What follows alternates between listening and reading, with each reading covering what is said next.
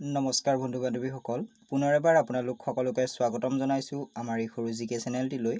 আজি আমি আপোনালোকৰ বাবে কেইটামান অতি গুৰুত্বপূৰ্ণ প্ৰশ্ন উত্তৰ লৈ আহিছোঁ। ভিডিঅ'টো সম্পূৰ্ণকৈ চাব। ভিডিঅ'টো চাই ভাল লাগিলে লাইক এটা কৰি চেনেলটো প্লিজ ছাবস্ক্ৰাইব কৰি ৰাখিব। আজি আমাৰ প্ৰথম প্ৰশ্নটো হৈছে, পিতা পুত্ৰ ছবিৰ পৰিচালক কোন আছিল? নিপ বৰুৱা, ফণী শৰ্মা, মুনীন বৰুৱা, জাহ্নু বৰুৱা। ইয়াৰ শুদ্ধ উত্তৰটি হৈছে মুনীন বৰুৱা। পিতা পুত্ৰ ছবিৰ পৰিচালক আছিল মুনীন বৰুৱা। পিছৰ প্ৰশ্ন, আমেৰিকাত ভৰি দিয়া প্ৰথম অসমীয়া কোন আছিল? ডক্টৰ জিতেন্দ্ৰনাথ গোস্বামী, ধনীৰাম শিৱৰাম, ধ্ৰুৱজ্যোতি বৰা, ডক্টৰ বালকৃষ্ণ ডেকা। ইয়াৰ শুদ্ধ উত্তৰটি হৈছে ধনীৰাম শিৱৰাম। আমেৰিকাত ভৰি দিয়া প্ৰথম অসমীয়া আছিল ধনীৰাম শিৱৰাম। পিছৰ প্ৰশ্ন, ইণ্ডিয়ান ইনষ্টিটিউট অফ টেকন'লজি ক'ত অৱস্থিত? গুৱাহাটী, যোৰহাট, ডিব্ৰুগড়, তেজপুৰ। অপশ্যন 4টাৰ ভিতৰত এই প্ৰশ্নটোৰ শুদ্ধ উত্তৰটি হৈছে গুৱাহাটীত। ইণ্ডিয়ান ইনষ্টিটিউট অফ টেকন'লজি গুৱাহাটীত অৱস্থিত। পিছৰ প্ৰশ্ন, অসমৰ প্ৰথমটো চেনিকল ক'ত অৱস্থিত? মৰিগাঁও, বৰুৱা বামুণ গাঁও, উলুবাৰী, জাগিৰোড। অপশ্যন 4টাৰ ভিতৰত শুদ্ধ উত্তৰটি হৈছে বৰুৱা বামুণ গাঁও। অসমৰ প্ৰথমটো চেনিকল বৰুৱা বামুণ গাঁৱত অৱস্থিত। পিছৰ প্ৰশ্ন, প্ৰথম অসমীয়া শিশু উপন্যাস পাতালপুৰী লেখক কোন আছিল? ভৱেন্দ্ৰনাথ শইকীয়া, যতীন্দ্ৰনাথ দুৱৰা, নিৰুপমা বৰগোহাঁই, হৰগোবিন্দ শৰ্মা। শুদ্ধ উত্তৰটি হৈছে হৰগোবিন্দ শৰ্মা।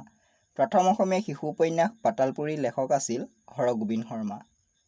পিছৰ প্ৰশ্ন, প্ৰথম অসমীয়া ঐতিহাসিক উপন্যাস ভানুমতী লেখক কোন আছিল? পদ্মনাথ গোহাঁই বৰুৱা, দেৱেশ্বৰ শৰ্মা, শৰৎ চন্দ্ৰ গোস্বামী, লক্ষ্মীকান্ত বৰুৱা।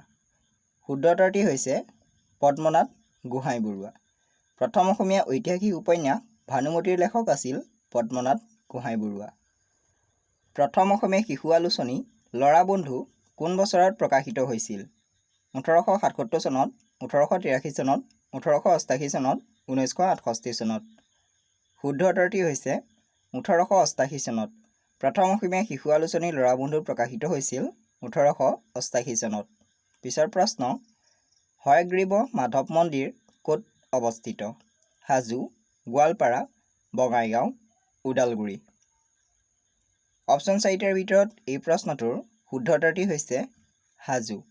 হয়গ্ৰীব মাধৱ মন্দিৰ হাজোত অৱস্থিত। পিছৰ প্ৰশ্ন, অসমৰ সীমাত লাগি থকা বিদেশী দেশ দুখন কি কি? ম্যানমাৰ বাংলাদেশ, ভূটান ম্যানমাৰ, ভূটান বাংলাদেশ, ভূটান আৰু অৰুণাচল প্ৰদেশ। শুদ্ধ উত্তৰটি হৈছে ভূটান আৰু বাংলাদেশ। অসমৰ সীমাত লাগি থকা বিদেশী দেশ দুখন হৈছে ভূটান আৰু বাংলাদেশ। অসমত অৱস্থিত কোনখন ৰাষ্ট্ৰীয় উদ্যানক ৰাইনোলেণ্ড নামেৰে জনা যায়? কাজিৰঙা ৰাষ্ট্ৰীয় উদ্যান, মানাহ ৰাষ্ট্ৰীয় উদ্যান, নামেৰী ৰাষ্ট্ৰীয় উদ্যান, দিহিং পাটকাই ৰাষ্ট্ৰীয় উদ্যান।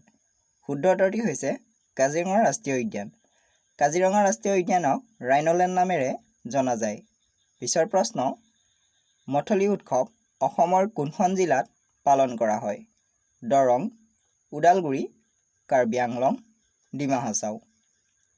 ইয়াৰ শুদ্ধ উত্তৰটি হৈছে দৰং জিলাত। মথলি উৎসৱ দৰং জিলাত পালন কৰা হয়। পিছৰ প্ৰশ্ন, হিন্দীৰ পৰা অসমীয়ালৈ ডাবিং কৰা প্ৰথম ছবিখনৰ নাম কি? মৰীচিকা, অগ্নিস্নান, পুবেৰুণ, ভাগ্য। ইয়াৰ শুদ্ধ উত্তৰটি হৈছে ভাগ্য। হিন্দীৰ পৰা অসমীয়ালৈ ডাবিং কৰা প্ৰথম ছবিখনৰ নাম হৈছে ভাগ্য।